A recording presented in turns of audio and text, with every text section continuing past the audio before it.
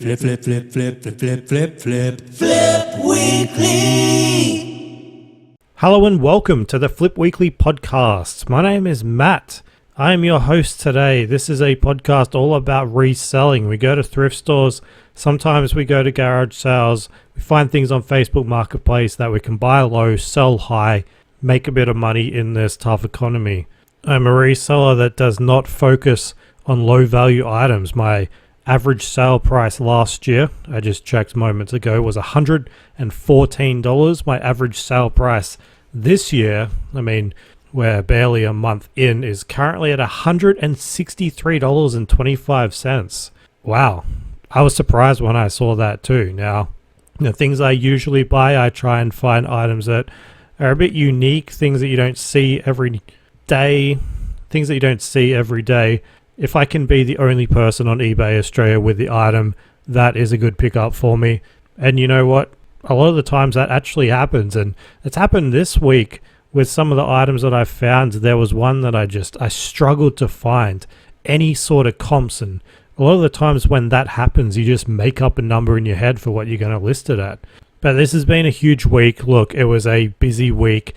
We had the Australia Day long weekend. Didn't even know that it was a long weekend until it actually happened. So out of it, man. Because of that, I didn't get too many chances to hit up the thrift. I was able to find, some crazy things on Facebook Marketplace. Things that sell for a lot of money.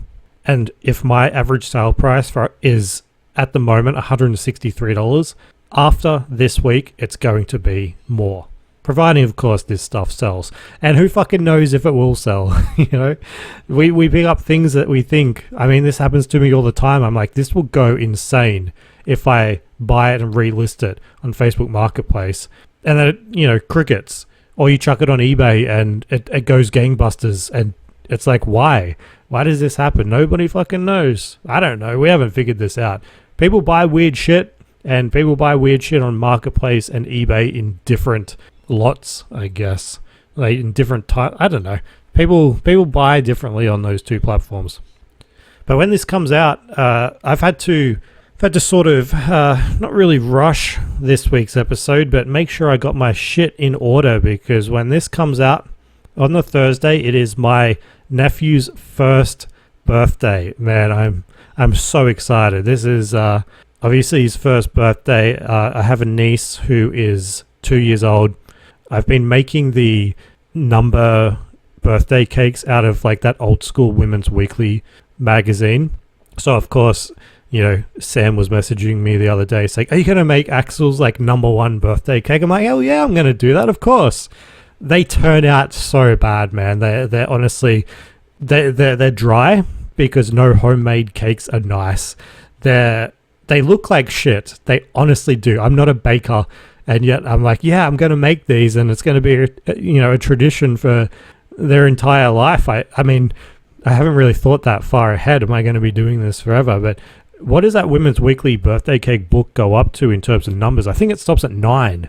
Maybe then we'll move on to some of the other cool shit in that book. There's the train, there's the doll in the cake, there's the duck.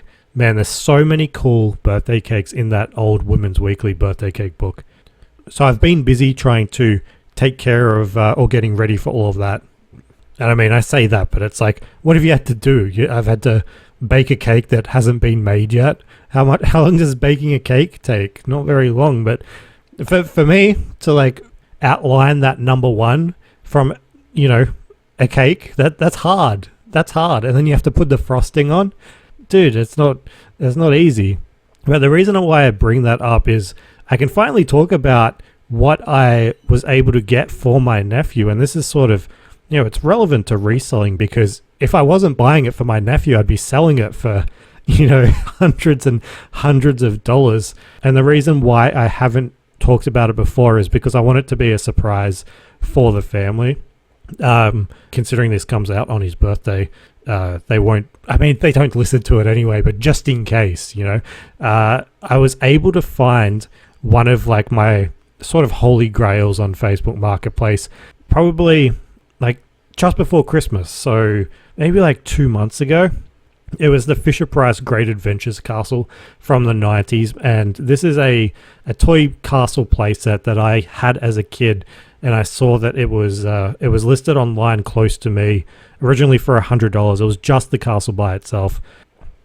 It was originally priced at $100. The guy hadn't sold it within like 2 or 3 days, so he reduced it to $50, and I was like, fuck it, I'm going to go out there and buy this. So I bought the Great Adventures Castle for my nephew. If you don't know what that is, then you didn't grow up in the 90s, or you don't have kids that grew up in the 90s, but this was the shit. This was my childhood, so much fun. It had a catapult, it's just a plastic castle, probably like half a meter tall. Had a castle, had a dungeon, had a trapdoor. This thing was a lot of 90s kids' childhood, and I wanted to give that to my nephew, and, just because I enjoyed it so much as a kid, he might enjoy it. Even though he's 1, he'll probably, I don't know, everything goes in his mouth, so he'll probably try and bite the castle. But then the crazy thing, oh, by the way, I bought it for $50. If you resell it online, you probably get $150 for it. The crazy thing is, after Christmas time, once I had the castle, I saw this listing on Marketplace, and it just said action figurines, or it said 30 action figurines. I looked at it, and you wouldn't believe it. I zoomed in on some of the photos. They had the original Great Adventures Castle knights. I honestly couldn't believe it. She was only charging like $25 or $30 for these figurines. I zoomed in, right? And I would say there was like maybe 20 of the Great Adventures Castle figurines. The rest were just miscellaneous shit. And I thought, man, this is fate, right? Fate has put these Great Adventures knights in my hands. So I drove out just near the airport here in Sydney. I got them home, and these were literally my childhood. If you go online and you search Great Adventures Castle, you can see the knights, you can see the little... This is a Fisher-Price product, so it's really well made. These figures had different weapons in their hands, their arms moved up and down, and I think I got about 20 of them from this bundle deal. The rest were miscellaneous old other action figurine type things. It's actually Transformers in there that I listed online for over $50, which I thought was cool.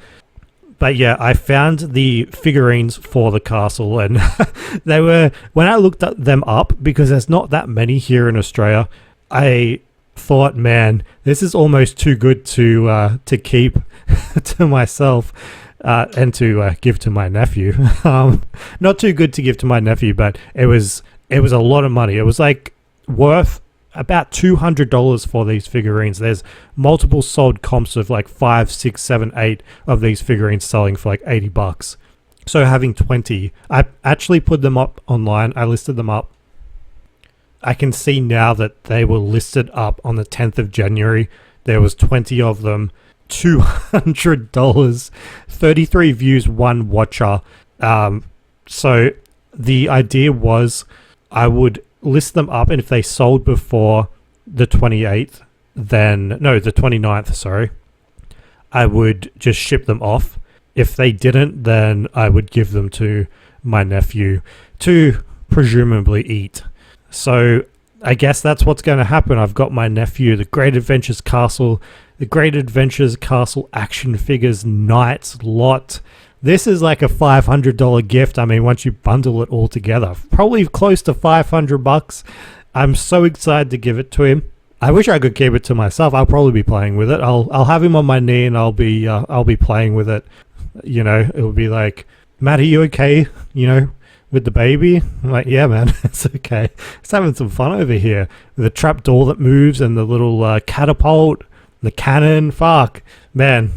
Anyway, I don't want to talk about that non-flip for too long, because we have a lot to get through this week. I mean, we have the winners of the competition from last podcast, Street Sharks. We're giving away 5 Street Sharks. We're also going to talk about how I was able to ruin a fucking 1970s vintage shirt that I found, and oh man, oh god, it's just thinking about it now, how many fucking times can a dude fuck up in a week? You know, the week hasn't even completed yet. Like, I'm recording this before Thursday, obviously, so the week hasn't even finished yet, and I fucked up so many times. Oh god, I fucked up another time, which I'll talk about probably in a second. It's been one of those weeks, you know. I think it's because I've been rushing myself, you know, dealing with, you know, the reselling shit, dealing with fucking upcoming birthday / Christmas, fucking all the stuff that I'm doing full time. But anyway, let's get into things. Okay, let's get into things. We have thrift finds, we have marketplace finds, no garage sales, but we have some money to be made. Oh, including a sale that isn't, well, including multiple sales of $500, not just the shirt. Another sale for $500. We have so many fucking sales. This is why our average sale price is so high, because we're selling shit that sells for a lot of money. That's how maths works. So here's the thing. We're going to start off with a Facebook Marketplace find. And I'm convinced that my marketplace is just feeding me the weird. It's feeding me unusual stuff. It's feeding me cheap stuff that is just nowhere else. So I saw this item on Marketplace. It was listed like 15 minutes ago when I messaged. It had one photo and the title was Yellow 4X Beer Seat with Speaker. It was priced at $25, and when I saw this speaker, I thought, man, this looks like it's worth more than that. It's a fucking seat with a built-in speaker. It's like half a meter in diameter, you know? Half a meter tall, half a meter wide, half a meter in length. Yeah. I'm looking at this and I'm immediately thinking back on all of those times we've had success with liquor merchandise or like brewery related items. There's actually a word for that. It's called brewery Ana. You know how there's like Disney Ana? I guess people just add Ana onto the end of things that they enjoy. You know, when people call things like gate, when there's a fucking issue with something, it's like fucking, you know, Watergate. People are saying brewery Ana. It sounds fucking stupid, doesn't it? Podcast Ana? Nah. Brewery Ana for the fancy folk. So that's basically beer-related items that people collect, whether it's like glasses or signs or any sort of like vintage thing related to a beer or liquor, I guess.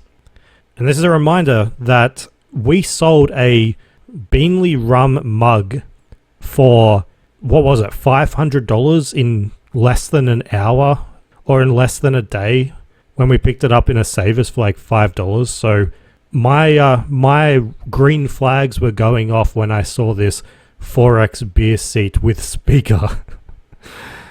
And look, that's what it is, man. It's a cushion thing. It's a cube. It's just a cube. It's yellow. It has speakers on all three sides. Well, on three sides, not all three sides. It's a cube, so it has four sides.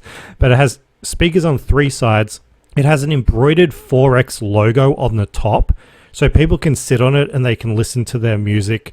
It looked quite old just because of the inputs on it. It had like the old RCA cable inputs or like auxiliary inputs. It didn't have like lightning cable or whatever we have now. So I sent this guy a message asking if it's available, and as I'm doing that, I'm taking a screenshot, I'm looking this thing up, I'm trying to find any sort of comps. And I could find one thing. No, I could find two things. The first thing that I could find was an auction house in Queensland. It was an online auction company, had auctioned off a speaker exactly like this, along with a few other miscellaneous items, all on one pallet. And it sold for like $50 with 5 bids. So this was back during COVID. And when I see a result like this, I'm not thinking, oh, it's worth $50. What I'm thinking is that like this is a small auction company based locally in Queensland. Like it's just based in Queensland. They don't have a huge marketing budget, I assume. So they're not going to get that many bidders. They can't reach an audience like eBay. So this might have been seen by a couple of people. I mean, it had 5 bids and they liked it, and that's all that they would pay. Also assuming that everyone that submitted a bid would have to go in to pick this thing up. So that was the only price that I could see for this. And the other thing I saw was on a photo editor's profile online website where he worked on this campaign fucking 5 years ago. He touches up photos. I guess he did some graphic design, image processing, image editing for 4X as a company. So that's all that I see. And I'm like, all right, this is fine. I'm going to ignore that $50 auction.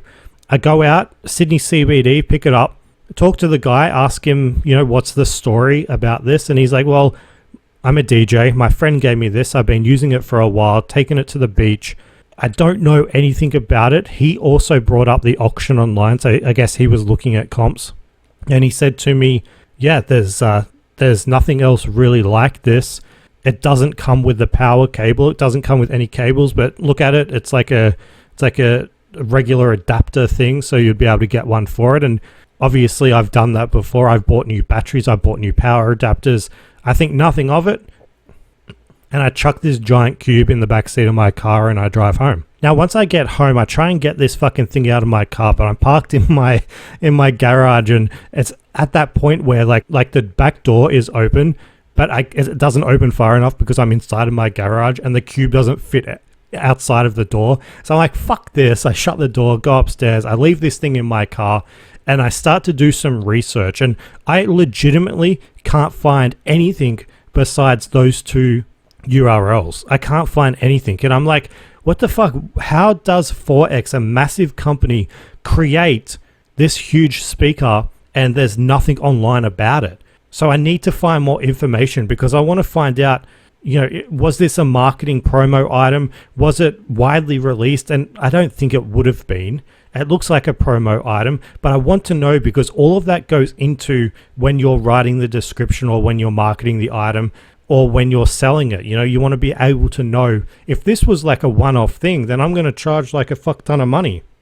So the first thing I do is I contact 4X knowing or thinking I might get a response. I'm really, though, deep down, I'm like, they're not going to respond. Why the fuck would they respond to this? So I messaged them on Facebook. I messaged them on their website. I get nothing. Obviously, I get nothing. They're not going to reply. I pull the whole, like, I have a podcast. I can talk about it. Nothing, man. Who gives a fuck?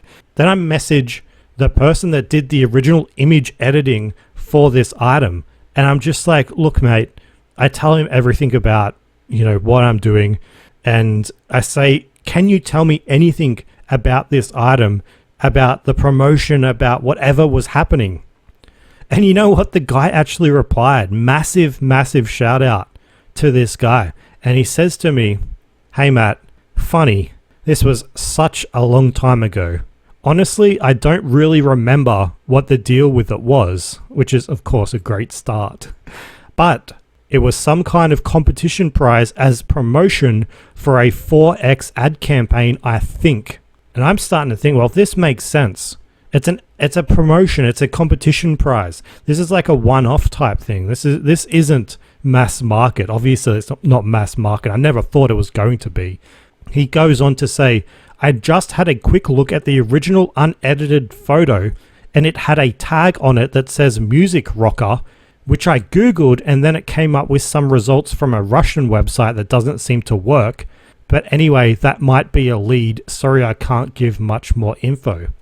I'm like, holy shit, man, you've done more than enough. You've given me a couple of leads here to go on.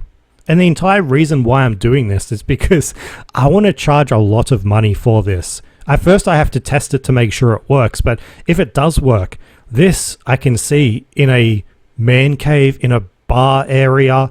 I mean, people would sit on it. They can play their music. They can plug their phone in. It has its own little pocket. This could go for a lot of money.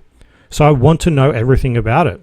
So we're getting somewhere, right? It's a promo item, most likely for a competition. I can totally see 4X sponsoring this at like a local RSL, giving it away, a raffle prize, something like that. So again, I don't get anything back from 4X. Not a surprise, to be honest. So the next thing that I'm going to do is I need to test it out. So I go back downstairs, I look at the input for it, and I take a photo and I bring it upstairs. That's how fucking lazy I am. I don't take it out of the car. I take a photo of the input to see what sort of adapter I need. I go upstairs, I Google it, and what I need is like a 10 volt AC 1.2 amp adapter. I read this and, I don't fucking know what this means. 10 volt AC 1.2 amp adapter. I don't know. I Google it and I can't find it. I go onto eBay and I can't find anything there. I keep seeing a lot of DC adapters. I don't know the fucking difference. I go onto Amazon, nothing there. There's a lot of DC adapters, but there's none of these AC adapters. I'm like, what the fuck is going on? I'm like, let's just get this. Let's do this. So I do what most clueless people do when they don't know anything about a subject. I jump onto ChatGPT and I say to ChatGPT, find me this adapter. And of course it comes back to me like, well, Matt, I can't do that. I can't fucking find this thing. I'm like, do better. And it does that whole thinking harder. And again, it comes back, nah, man, there's nothing. Like, this is bullshit. This has to exist. It has to exist, right? It's a fucking power adapter. How does a power adapter not exist? So then I'm feeling like this is dumb. This is just so dumb. Just let me buy a cable. That's all I'm after. I just need a cable to plug into this fucking speaker.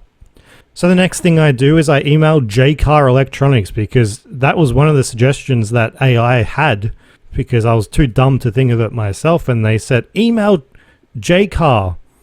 They didn't have anything on their website. So I said to them, can you source this, or do you have it? Maybe it's not on your website. And they reply to me pretty quickly and they say, hi, Matthew. Thank you for your inquiry. Unfortunately, this is not a power supply we are able to supply or source. Sorry. And I'm starting to think, like, what the fuck is the deal with this? How does nobody in Australia have this fucking cable? Have this power adapter? What is wrong with it? Why is it so hard to find? 10 volt. 10 volt sounds like it should be easy to find, right? Like, it's an even number. It's not like some weird 36 or, well, 36 is an even number, but it's not like a weird 35 or 35.12 and 1.2 amps. That just rolls off the tongue, I just say 1.2 amps. Yeah, sounds fine. It's not like 1.643. It's just 1.2. Come on, go into a store and say, give me a 10 volt AC 1.2 amp adapter. Yeah, sure, mate. It's at the back. So I can't fucking find this, and I'm starting to think like this is hopeless. Now I find a couple in the US, but to bring them over here, it's going to be like $100, and I'm like, I don't want to pay $100 for this thing. Surely I can find it here in Australia. So eBay has failed me, Amazon has failed me, JCar Electronics has failed me, and ChatGPT has failed me. What do we do next? We go onto Reddit. And I go into the electronics subreddit, I submit a post, and I say something to the effect of, I can't find this, AI can't find this, do any of you fucking nerds know where I can buy this from? And it lasts like 10 minutes on that subreddit until the moderator deletes it, because it's like, oh, let me read out the reason why it was deleted. It's the most Reddit moderator deletion. It says, your question was removed because it is asking for general use, buying or setup advice for consumer item. This subreddit is for questions about practical component level electronic engineering. I'm just like, oh, fuck. I can't win, man. So I jump onto another subreddit that doesn't have such anal fucking moderators, man. And I get some help. Somebody has replied to me. They say, look, you could try a 9 volt AC adapter, which is obviously 1 volt less than the 10 volt, but increase the ampage, so 1.33 amps. Now, again, look, this doesn't mean anything to me, and you might be a bit confused with all these numbers coming at you, but it makes sense, right? Like, decrease the voltage, increase the amps. We don't want to blow this speaker up by feeding it too much power. It makes sense, right? Like, we're not that much of a fucking idiot. It makes sense. So they send me through a link to the adapter, and it's from a website called Alltronics. I look up where this place is, and what do you know? It's a 3-minute walk from Savers Auburn. Fucking convenient, right? So you know what we're doing? We're doing a fucking Savers trip. I go out to Savers, do whatever, strike out. Then I go over to Alltronics and I spend $25 for that adapter that I was just talking about. Now, I'm praying that it works. I really hope that it does. If this doesn't work, I'm going to have to buy the one from America for like $100. So I get home. Finally, I'm able to wiggle this fucking cube out of the car, take it upstairs. I sit it down. I'm out of breath because I'm fucking unfit. I'm sitting down on the lounge and I have the speaker on the ground. It's up the wrong way because I put it up the wrong way. And I'm just sitting there on the lounge and I'm looking over at the bottom of it. I can see like this white tag. Like, what the fuck is that? And I look a bit closer. And it says cables and adapter are behind the zipper. And I'm like, no. No. I get up and I look closer and I can see there's a zipper on the bottom of this thing. And I swear to God, I just looked at this for like a solid 30 to 60 seconds. I'm like, I don't want to open this. Because if there's a fucking cable and adapter over here, I'm going to throw myself down the stairs. And I'm just like, no. I get closer, undo the zipper, and what do you know? The fucking adapter is right behind the zipper. It's in the storage container underneath this fucking thing. The guy that I bought it from told me no adapter came with it, so I just assumed there was none. I didn't think to turn it over and look on the bottom. So now I have this fucking thing. This dumb fucking adapter that was so hard to find. Look, this entire story is irrelevant considering if I just brought this upstairs and I wasn't being so lazy, I would have seen that it was there the entire time. Sounds like a bad story, right? Like it was just there the entire time. Yeah, it was. I plugged it in and it worked. You'd think I would be happy to see that working. No, I think I was sort of hoping it wasn't going to work so I could justify my effort, my purchase. But no, it worked. The speaker worked fine. I got like a Bluetooth adapter, an RCA to Bluetooth adapter. So plug in the Bluetooth adapter, you can play music from your phone to the speaker. And yeah, it just works perfectly. So I took photos, I listed it up on eBay, and I decided to sort of reach for the stars. I had a look on sold listings for the 4X branded beer just to see what the most expensive items were going for. We have like a 4X sign that lit up, LED sign, that sold for $570. We have this guy's like collectibles, which are coasters, bar mats, trays, that sold for $250. We have another light up sign that sold for like $220. So I'm just thinking, look, I think this is unique. Nobody else has it. It's a one-off type item. If somebody is a 4X collector, they would want this item. So I put it up for $499.95, basically $500. Now, when you're buying something like this, you always need to remember when you're looking at it, does it weigh more than 15 kilos, which is the Australia Post limit? And is it smaller than their length, width, diameter bullshit? It's like 1.5 meters. So yeah, make sure all of that. Make sure you fit within all of that so that you can ship it off. Shipping would be expensive, so I've turned on local pickup for this item. And look, 25 into 500. I don't know if it'll sell for that. It might take a while. Maybe 25 into something a bit less over time if I reduce it. But just a really, really cool item and a one-off. That's what I like when I'm listing on eBay. If I have an item nobody else has, then I've done my job. Or at least I've done my job for the week, right? So fucking cool. If you want to see photos, go to flipweekly.com. They're all posted there. And yeah, man, I fucked up with that power adapter, eh? Really fucked that up. Let's get away from Facebook Marketplace and let's head over to a thrift store. Let's go to Savers. Now, it was just 2 weeks ago that I was able to find a very rare first edition Tolkien book from 1982. Really old. It wasn't The Hobbit, it wasn't The Lord of the Rings, but it still sells for a lot of money. And then this week I went back to that exact same Savers and I found what I'm guessing is the rest of that person's collection. Because I found both the Silmarillion and the Lord of the Rings paperback books from 1985. Both of them were priced at $3.49 each.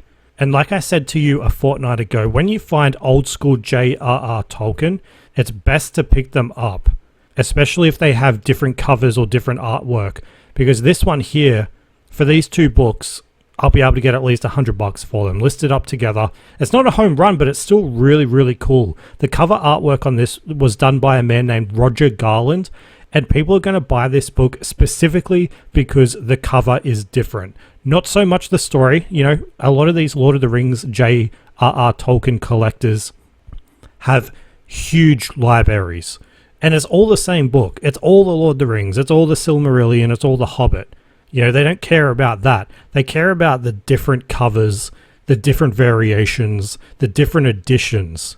So being able to list these up after paying $7 for $100, somebody will eventually buy these. Somebody has offered to buy one of them, but I wasn't able to sell it separately.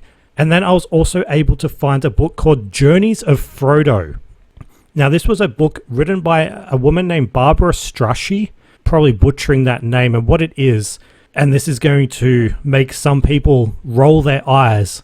It's literally an atlas of Middle-earth. This book originally was published back in, 1981. It was reprinted in 1998. It literally documents the journey that all of the Fellowship did as they traveled from Rivendell, the Shire, to Middle-earth. Like, that's insane. These fictional characters in a fictional world have their own atlas. And this atlas has illustrations, it has graphs, it has maps, all mapped out by this woman. And I paid $4.50 for this paperback book.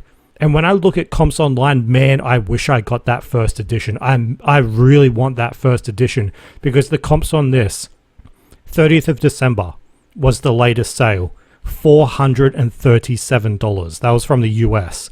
Now, the comps do vary a bit. We have one from the 19th of December for $190. We have one from the 9th of December for $296. So they seem to vary between that $190, $296, $437 mark. But the reason they do this, before I tell you the reason why they vary, the version that I got, the 1998, the reprint, it's still sought after. It still has comps at the $186 mark. It still has another comp at $98. It has comps all over the place, but they go up to that $200 mark. So people want this book. And here's the thing that you need to remember when you see, resellers buying books. If you're watching those videos, and it's so easy to go into a thrift store and pick up a book, especially like a fucking cookbook, hardcover cookbook. There's so many in a thrift store, and find a comp that's like, oh, this sells for $50. And then you pick it up. You pay $3.50 for it, because Savers pricing is fucked. But here's the thing, man. The sell-through rate is what you want to look at. You don't want to look at just like a single sold comp, man. You're going to be stuck with tens, if not hundreds of these fucking books. And let me tell you, when you get 10 of these things, they take up an entire storage container, and they're heavy. These cunts are so fucking heavy. You do not want to do that. You need to be looking at the sell-through rate. Do not look at a single sold comp. Be like, well, this sold for that much money. I can get it for $5 and sell it for, $100. You'll sit on it for years if the sell-through rate is low. That's why every single book that I pick up, I look at the sell-through rate. If you're not looking at the sell-through rate, then you're just going to have books sitting around. I think that's one of the reasons why some resellers avoid books, is because they go in and they see a book, they comp it up, and they see a sold listing for $50. They can get it for $1, and they're like, oh, this doesn't seem right. It doesn't pass the test. It just seems too easy. And it's because the sell-through rate would be incredibly fucking low. Because cookbooks and shit like that have so many listed up on eBay. You need to look at the sell-through rate. Man, if I went into a thrift store and picked up every single book that I could find a $50 comp on, I'd be walking out with multiple fucking trolleys. There's a reason why I don't walk out with multiple fucking trolleys. It's because the sell-through rate is fucking shit. How many times do I need to say this? I have an entire web page devoted to sell-through rate. You can go on Flip Weekly, look at the eBay sell-through rate calculator, and I've written out in plain English for someone as dumb as me to understand how it all works. You need to look at the active listings. You need to look at the sold listings. And you would hope that the sold listings outweighs the active listings, or at least is very, very close. You want more demand than the supply, because then people buy your shit. If you've just bought a cookbook that has 10 sales but 1,000 listings, you're going to be holding on to that until you drop fucking dead. So please, please, please always look at the sell-through rate. It's very easy to calculate. I genuinely look for me, I want, close to 100%. That means for every one listed, there's one sold. Other sellers, they aim for a bit less, 50%. To me, it's still a bit low. I know some people that are selling shit like clothes, and their sell-through rates are like 5-10%. They're happy to sit on items for years and years. Man, that you need like fucking warehouses or, shit, like huge storage space to take care of that. Not a small Sydney apartment. Not a small fucking Sydney apartment, man. So when we look at this book, we have 21 active listings, 27 sold listings. That gives us a sell-through rate of 128.57%. That means that there is more demand than there is supply. And why you get that huge variation in sale price is because there aren't enough books being listed for the demand. That's all it is. Some lucky cunt has listed up like that first edition of Journeys of Frodo during a time, I'm guessing, that there weren't many available. They've put a $437 sale price in the US and they've gotten it. So other people, the ones getting $190, that was probably when there was a lot available. You just look at those sale dates. 19th of December was $190, 30th of December, $400. I'm guessing it's that way because people run down that supply, the demand increases, and that's just the way it is. That's fucking the way the world works, right? So please always look at your sell-through rate. I don't want to hear about you finding an item that comps up for $1,000 based on one sale. Unless it's something really fucking cool. Then you can tell me. But you know what I mean? Just please, please, please, sell-through rate. That's all you should care about. Anyway, should we talk about how I fucked up this week? Again, I fucked up. It's the title of this week's podcast. What is the title of this week's podcast? I ruined a 1970s vintage shirt, then sold it for $500. I mean, this is all true. I fucked up. And then I made money. I bought something for $18, fucked it up because I'm so fucking dumb, and then I sold it for $500. 100% true, all of this, it all happened. So I see a marketplace listing. It's for Manly jerseys and shirts. Manly, obviously a suburb in Sydney. These jerseys and shirts are from the football club, the Manly Warringah Sea Eagles.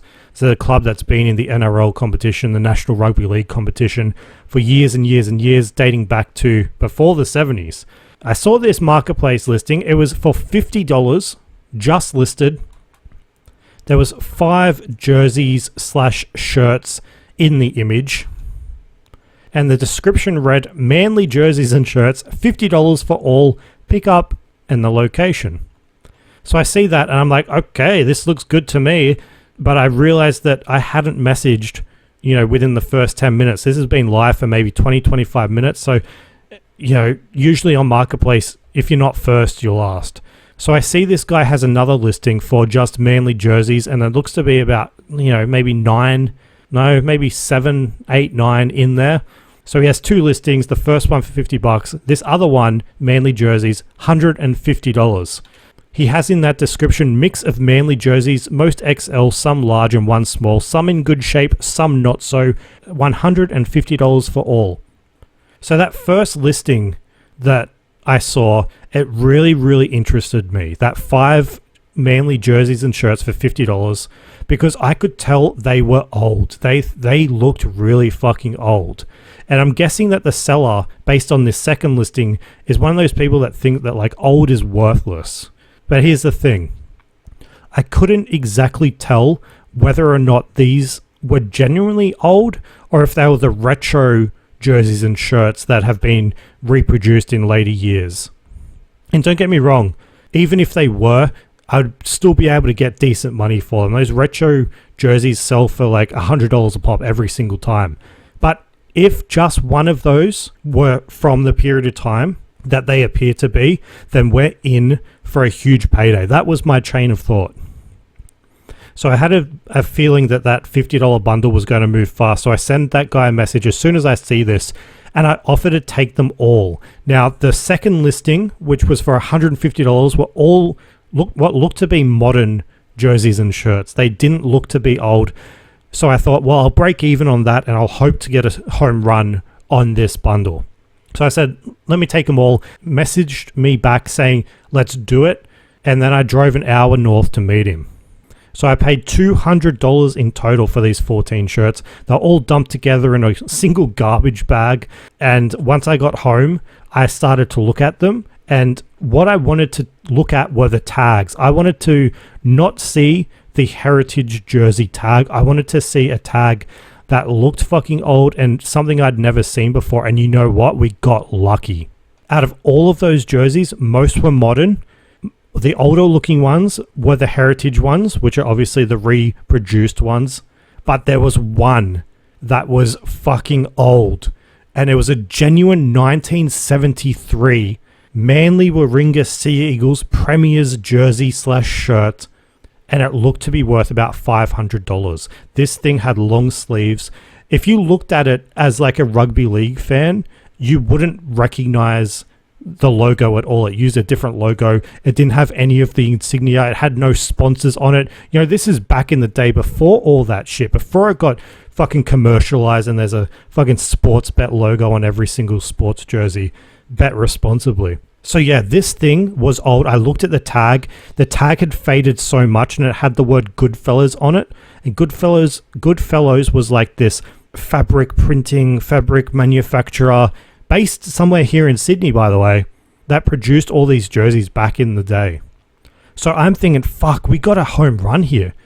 I was paying for this bundle $18 a shirt. This thing's worth $500. But then here's the thing, man. Remember, the description explicitly stated that some were in good shape and some were not so. I did not expect for a lot of these to look like they've been used as like oil rags. I'm not even kidding. Photos on flipweekly.com, there are stains on some of these things that make them look like the dude has been using them in a mechanics, you know? And majority of those stains were on these older retro heritage jerseys, you know, the ones that are worth the most money. And I'm thinking, that's just my luck, right? I see they're dirty, but I've dealt with, you know, stains before. I've dealt with this sort of shit. We've bought t-shirts and stuff before and we've been able to fix them. So I look at them, I pull apart the ones that seem fine. And then the other ones, I'm like, well, let's do a stain removal. We've done this a million times, right? Let's run a warm bath in the laundry sink, and we'll use my favorite stain removal, like powder, which is called Sard. I've sworn by this in the past. So I put every single jersey in the tub. I think you guys know where this is going, right? I don't fucking think. I just think, well, there's a stain on this. Let's put them all in together in this fucking tub and let's mix them all together, create this fucking jersey soup. Let's see what happens. The stain will be removed, right? So fucking dumb. So fucking dumb, man. I'm fucking genius. I don't know why I didn't think that you can't just treat something that's almost 50 years old like something that's like 5 years old. It's like when you're at the pool and you chuck your 5-year-old cousin in the water. You wouldn't do that to a fucking 50-year-old. And yet here I am mixing them all, chucking them all in together. So I start pulling them out because the next step after, you know, the stain removal is chucking them straight in the washing machine. So each jersey goes in to the washing machine together. Oh, man. And of course, because I'm a bloke that knows nothing, I don't, you know, deal with the dials on a washing machine. Everything just goes as like the one setting. They're all a mix. the most generic setting on a washing machine. I don't turn it to cotton. I don't turn it to like just whites only, colors only. It's all just mix. Just the fucking most generic setting ever. Everything's a mix. Not delicates, just a fucking mix. So they're in there for 44 minutes, and then the washing machine makes that most annoying fucking sound to tell you that it's ready. And I start pulling them out, and my idea here is the ones that are looking okay, like the stains removed, they're looking fine. I'll put them, on the clothes rack, and the other ones will go. I mean, I don't know. I'm thinking maybe they'll have another stain removal, session. I'm pulling them out, and the retro ones, it hasn't done anything. I think it might have made it worse. I think the oil must have like run up the jersey, man. But I'm still pulling them out. The modern ones, they've worked like a charm. They look great. They're all going on the rack to dry. And then I get to the last one, which of course is the moneymaker, the $500 almost 50-year-old jersey / shirt. And you know what has happened to it? I look at it and I'm like, this collar wasn't pink before, was it? And I look at my photos and I'm like, no, it was bright white. And now it's bright fucking pink. What the fuck have I done? Now, if you don't know anything about the Manly Warringah Sea Eagles, their jersey color is maroon. So what has happened is the color has run. I don't know how color running works, whether it like fucking adopts it from the other jerseys or if it like runs from its own jersey. But the color is now bright fucking pink, and and I'm thinking, oh fuck. I'm literally thinking, this is how that poor dude that botched that restoration of Jesus in that oil painting would feel. The one where I don't know what happened to it. I think it was in Spain. There was this Jesus portrait. Something happened to it, and they tried to restore it, and he looks fucking ridiculous. This is what happened. And look, usually I would say if you want to see photos, go to the Flip Weekly newsletter. But at this point in time, I was thinking that I just, shit the bed on a $500 vintage 70s shirt that I didn't have the manpower, I didn't have the will to take a photo. So I don't have any photos of this, but man, I immediately jump onto Google and I'm like, how do you fix a color run? How do you fix it? And there's all these ideas like, use detergent. So I tried detergent in a tub, and I think that lasted like 30 minutes because I was panicking so much that I immediately pull it out after 30 minutes, and it wasn't clean. So I'm like, what next? I'm just glad I didn't end up, like Lisa Simpson on The Simpsons, where she gets bubble gum in her hair and Homer starts applying peanut butter to it. I'm glad I didn't get to that peanut butter stage. I do have peanut butter in the cupboard too. If it said use peanut butter, I might have actually done that. But I find a product online. It's called Dr. Beckman's Color Run Remover. And I'm like, well, dude's a doctor. We have to trust him, right? You could see they sold it up the road. That was $14 for 2 sachets. And I went up, I got these. I'm like, this has to work.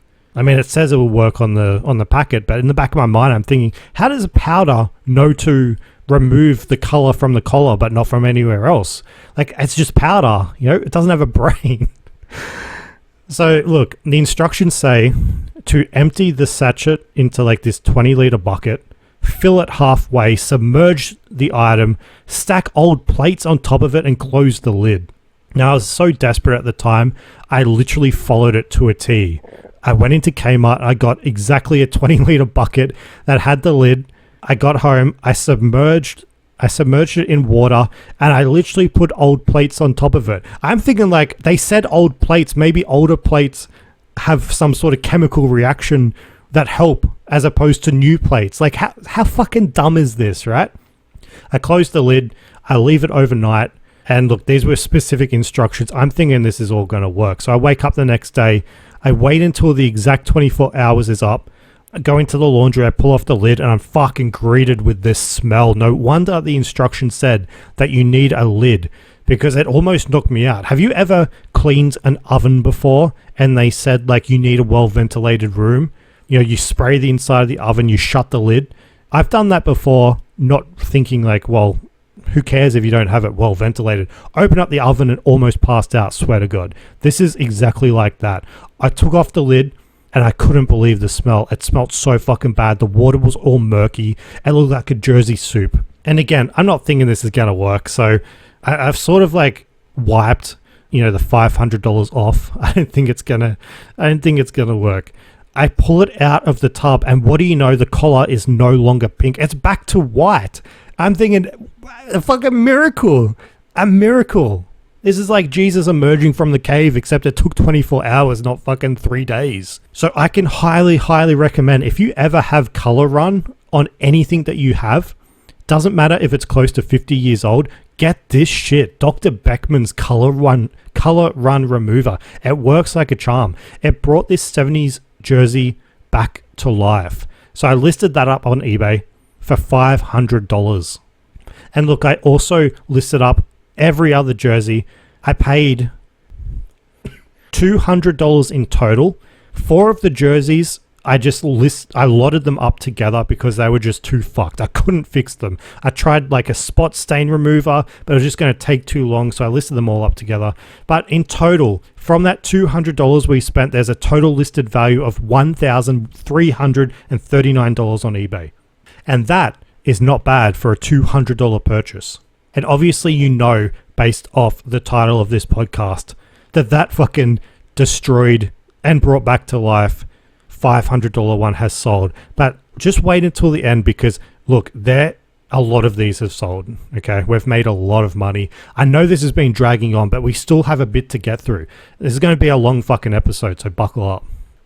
Now, like I said to you earlier, because of the Australia Day long weekend, we weren't able to get out to the thrift stores too much. So most of these are from Facebook Marketplace, but I'm just going to talk one more time about a Marketplace pickup. And look, this was also a 1978 find from the 70s, man, on Facebook Marketplace.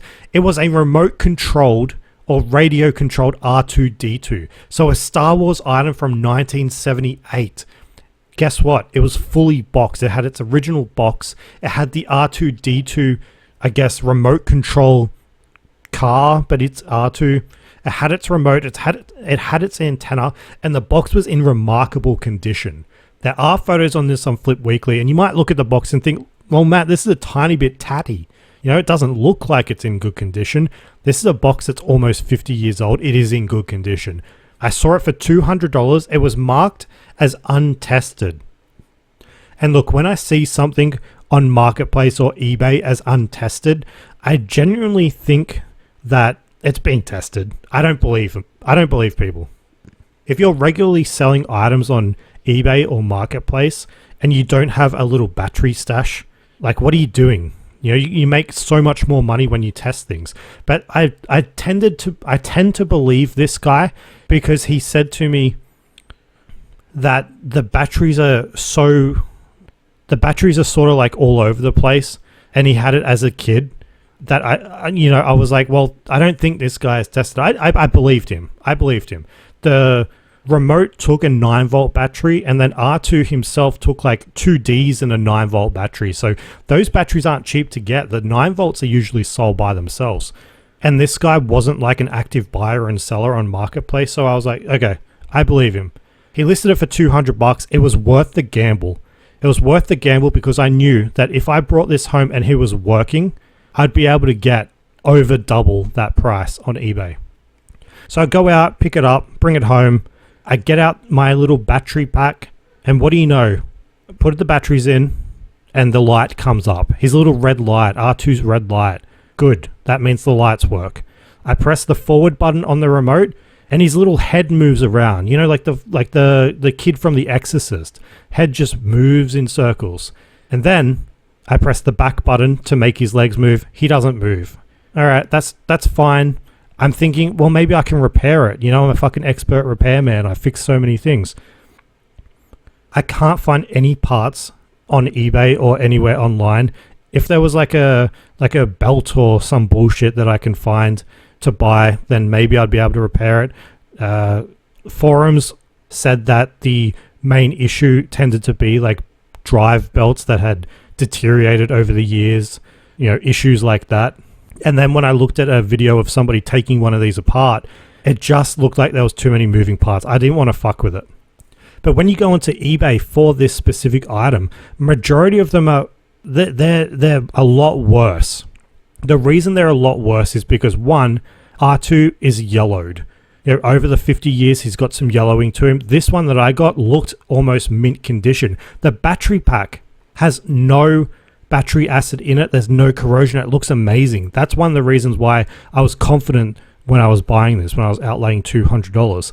The other thing is the ones on eBay are pretty much all untested. And when they say untested, I just assume not working. 3, the boxes are shit. So we have more positives than these other listings. And there's only one on eBay Australia too. So we have lights working. We have sound.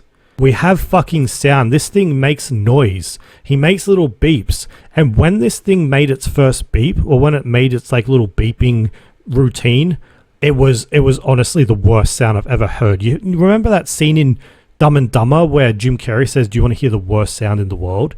It sounds like that. It is so high pitched. It's like a squeal. I thought it wasn't working. I thought it's obviously fucked up. I went onto YouTube to check out other similar ones to see what the working sound actually sounds like. And what do you know? This is the real sound.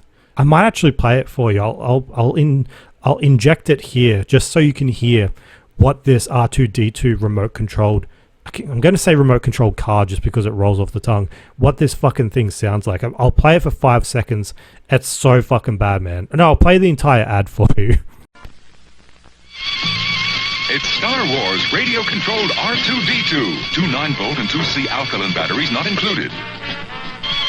You can make R2-D2 move, beep, and flash his light by wireless radio control.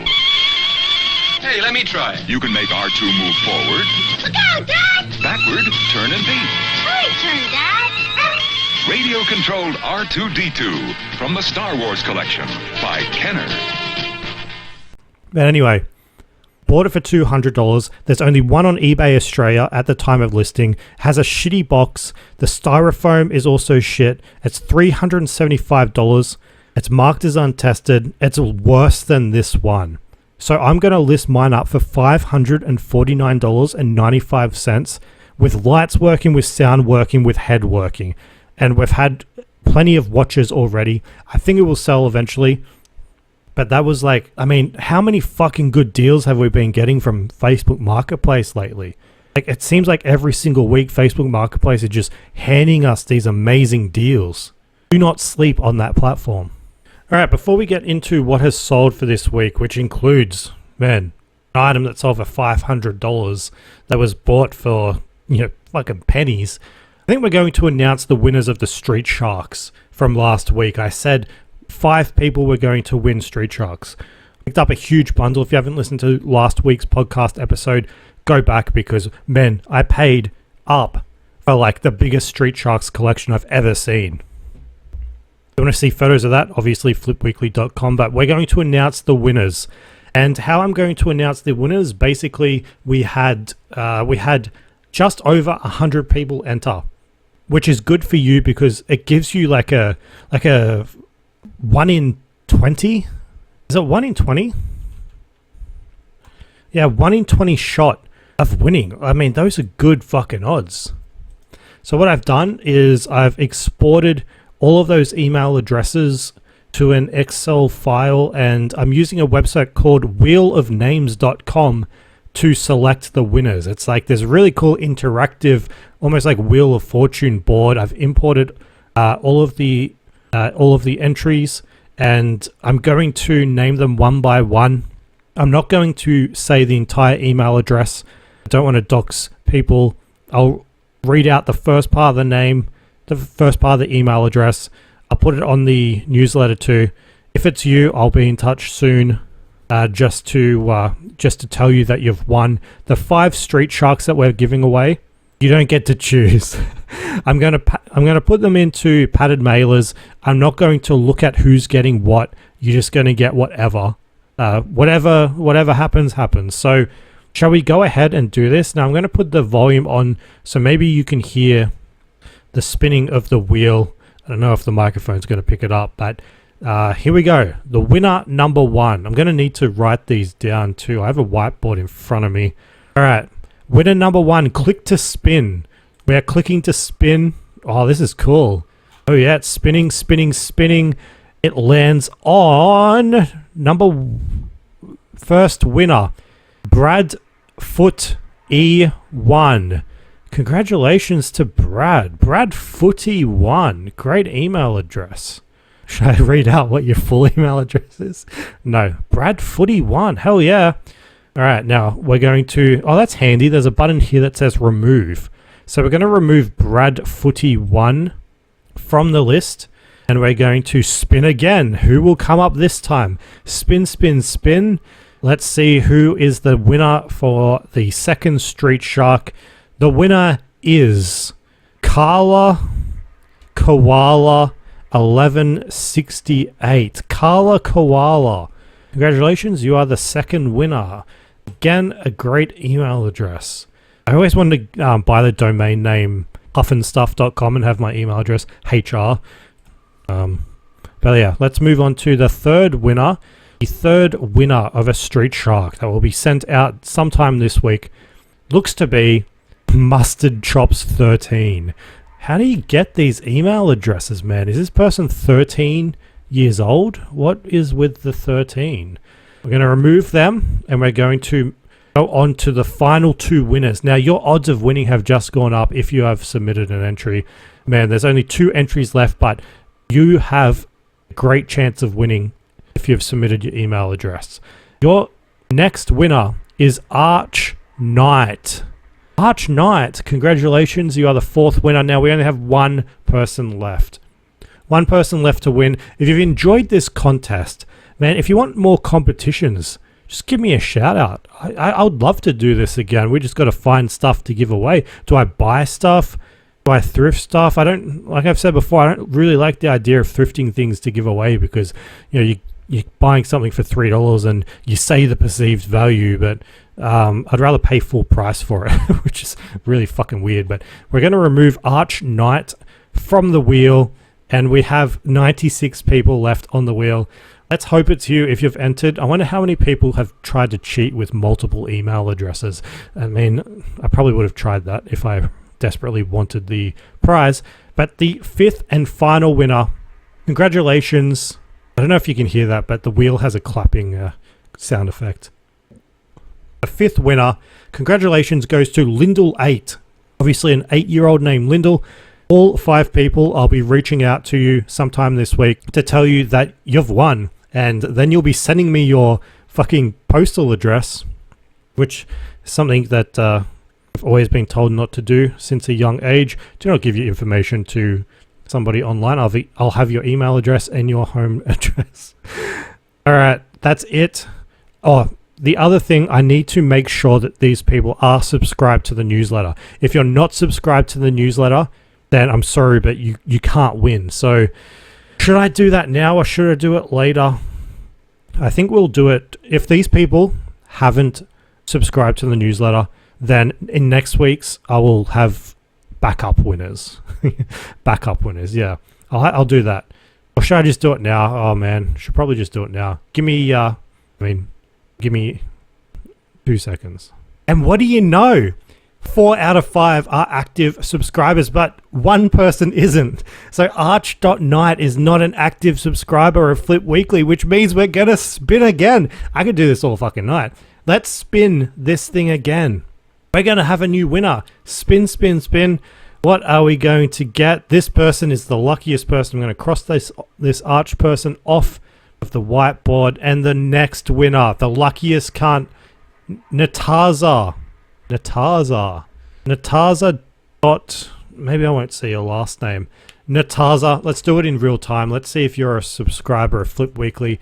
If you are, then you round out the winners. You are. Congratulations to everyone. Look, sorry to Arch, man. You needed to be subscribed. If you're a listener, I'm so sorry. But look, the instructions were clear, and everyone gets a Street Shark except for Arch. Sorry, mate. So yeah, that's the competition. Thanks again for everyone that entered. We're going to move forward now. We're going to move forward to what is sold. We're going to get through these as quickly as possible so this doesn't drag on and you're not listening all day. A reminder that we do have a $500 sale. I'm going to leave that to last. So, the first sale, look, we had the Dragonlance board game. This is something I picked up for $20, and oh man, this is another example of me fucking up. So essentially what happened was I got this board game home and I could see that it sells all the time, very high sell-through rate for about $100. I counted up all the pieces and I made sure everything was there. I listed it up as 100% complete. And then I got a message from somebody last Tuesday that said, "Hi, I just wanted to confirm if this game does include the central tower. I can't see it in the photos." Again, this is just a board game. This is some Dungeons and Dragons type board game. And I got this message and I don't know, I guess I was rushing or I wasn't paying attention, and I quickly looked online at other board games I quickly looked online at other Dragonlance board games that said they were complete, and I could see this tower, like this plastic tower that was in the center of the game. And then I looked at my photos and I was like, oh, I can't see that, so it must be missing. This person has just said that to me. So I replied to him saying, "Hey mate, thanks for pointing that out. It is missing that piece." And then I entered the listing, I revised it, I reduced the price from $100 to $80, and I changed the listing title to 99% complete. And I'm thinking to myself, Matt, you are so fucking lucky this didn't sell and you got negative feedback out of it. You need to do a better job of counting all the pieces. Anyway, a few days pass and then this other guy messages me. He says, "You've listed this as missing the tower, central tower, but it's in the photos, ? You have to assemble it from the black plastic pieces." I look at this thing again. There's black plastic pieces inside the box. The tower just isn't assembled. I'm like, oh my fucking god, I'm so fucking dumb, man. How many times can a dude fuck up in a day? Not a day, in a fucking week. So I replied to him and I'm like, I'm an idiot. I told him the story, and then he goes on to say that he started watching the listing because he doesn't have this particular board game in his collection, and he then overshared and said that once his finances recover from car registration, license renewals, Christmas overspending, blah, blah, blah, he's going to buy it. And I'm like, that's fine. Anyway, I forget to take it down and renew it. And he messages me like 8 hours later being like, look, if you're still going to sell it for $80 and not going to take it down and put the price back up again, then I'll buy it. I'm like, yeah, okay, whatever. I bought it for $80 plus postage. So it ended up being over $100 sale price. But man, how fucking dumb is that? I didn't want to take it down again because the first time I had it up, it had like 15 people watching it. And then once I entered the listing and put it back up again, it immediately got people re-watching it. So I'm like, I do not want to take it down, put it. It's like that Office scene where Mike was like, snip, snap, snip, snap. Like, you have no idea the toll that takes. So I didn't do any of that, and it sold for $80. Thing with those board games is like people try and find boxes for them. I just wrap them in bubble wrap, like a shit ton of bubble wrap. If the box is secure enough, then it goes out the door like that. Next thing that sold, Big Girl's Blouse DVD series, $3 into $50. That was a really, really quick sale. You remember me talking about it not that long ago. I will sometimes pick up the lower end DVDs if I can get them cheap enough and I know they're going to sell quickly. Again, you can pick up a DVD and see a $50 sale price, but you want that high sell-through rate, and that's what I'm looking for the DVDs. The next thing that sold, it was 2 South Park Nintendo 64 games. They sold for $100. They were bought in a bundle not that long ago. I bundled them together. You know, South Park, there was a chef game, and then there was the original South Park Nintendo 64 game. Out the door for $100. I love that sale price. And then we had a shit ton of jerseys. Believe it or not, most of them came on Marketplace. When I list things, I usually do eBay for, say, 100% of the price, and then Marketplace maybe 70-75%, reducing the eBay fees.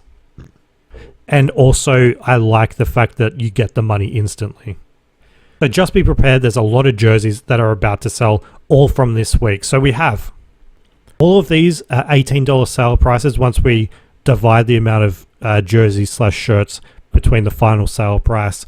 So some are gonna look weird, some are gonna look like weird pricing, and I didn't make much money, but overall we make a shit ton. So we have the first one, $18 into $150, sold really fucking quick. It was a 1990 home jersey. Next one was 18 into 150. This was a 2011 Premiers jersey. The next was 18 into 40. That was a 2018 home jersey. The one after that was 18 into 80, and that was a 2010 home jersey. The one after that was an eBay sale, and that was 4 that I put up that were just fucked. They had what looked to be oil stains all over them, so I put them all up as one. Oh, sorry, these were marketplace. So technically, there's 4 of them. I paid $18 each. The sale price was $72. At the bought price was technically $72, and they sold on marketplace for $50. I just put them up for a very, very small amount because I wanted to make sure they would go out the door. I didn't want to sit on these like damaged fucking shirts. So they sold really quickly, got my money back, and the final jersey was the 1970's one that I somehow ruined, fixed, brought back to life. It's sold. It's off to Hong Kong of all places, so they paid postage on top. That was $18 into $500 motherfucking dollars, man. $500 for this fucking thing. Now just imagine if I bought the first marketplace listing of the bundle of 5. That would have been 10 into 500, which sounds a bit better, but I mean 18 into 500 is just as good. Now the next sale was a World of Warcraft collector's edition PC game. I got it in Savers for like $12. I had it on eBay for $100, marketplace for $50. Sold on marketplace with post, so that's a really good sale. And the last sale that I'm going to talk about is another huge sale. It's off to I think it was off to Finland. It's off to fucking Finland. I don't know if I've ever shipped to Finland before. It was a Bratz doll. It was a Bratz team of dolls. It was Bratz Play Sports. So 2 Bratz dolls playing basketball. You will remember that I got an entire tub of Bratz dolls for $20, and they were all vintage. I painstakingly went through all of them, matched them all up, and somehow I was able to find this collection, these 2 dolls that played basketball that were worth so much fucking money. They sold on eBay for $500 plus postage. So if you ever at a garage sale and you see like a tub of Bratz dolls, vintage Bratz dolls, or you see them on Facebook Marketplace, you need to buy them because I've just made $500 from a $20 purchase.